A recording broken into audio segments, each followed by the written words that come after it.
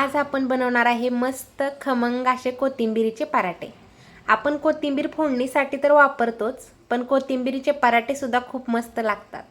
लगेच आपण रेसिपी बघूया। पराठे बनवण्यासाठी इथे मी एक पेंडी कोथिंबीर स्वच्छ धुवून निवडून घेतलेले आहे। मोठे देठ असतील तर ते आपल्याला घ्यायचे नाहीत, कोवळे देठ आणि पानं असंच आपल्याला निवडून घ्यायचं आहे। आता कोथिंबीरीला जेवढं शक्य आहे तेवढं बारीक कट करून घ्यायचं आहे।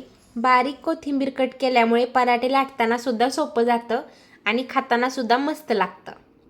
व्हिडिओमध्ये तुम्ही बघू शकता आपली घेतलेली सर्व कोथिंबीर बारीक अशी कट करून झालेली आहे। आता आपण पुढची तयारी करूया।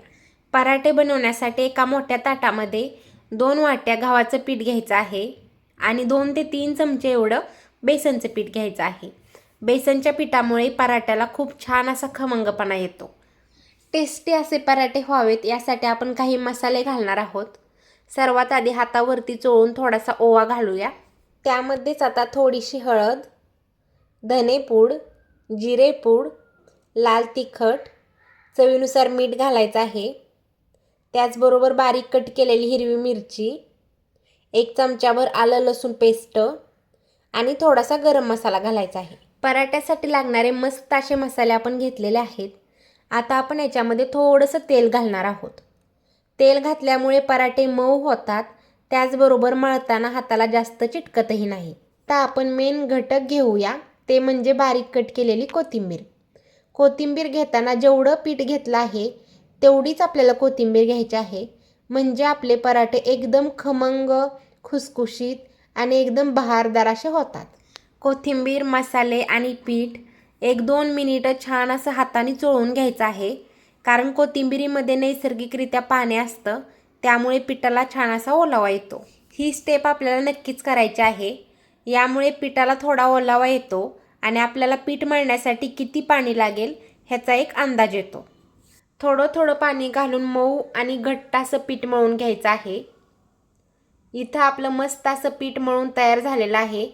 त्याला आपण थोडंसं तेल लावूया आणि 2-3 मिनिटासाठी साईडला ठेवूया।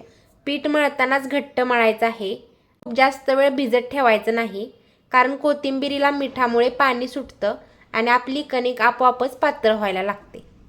आता आपण मस्त असे पराठे करायला घेऊया। एक गोळा घेऊन त्याला चपातीच्या आकाराचा गोल असं लाटून घ्यायचं आहे। पराठ्याला आतून तेल लावून घ्यायचं आहे आणि वरून थोडंसं गव्हाचं पीठ भुरभुरायचं आहे। दोन्ही साईडून पराठा दुमडून पुन्हा एकदा पीठ आणि तेल लावून घ्यायचं आहे। व्हिडिओत दाखवल्याप्रमाणे दोन्ही साईडून दुमडून छान असा चौकोनी आकाराचा पराठ्यासाठी गोळा बनवून घ्यायचा आहे। तुम्हाला पाहिजे असेल तर तुम्ही गोल पराठा लाटून भाजून घेऊ शकता, पण असा पराठा बनवल्यानंतर जास्त खुसखुशीत होतो आणि मुलांना सुद्धा आवडतो, म्हणून मी अशा प्रकारे करते।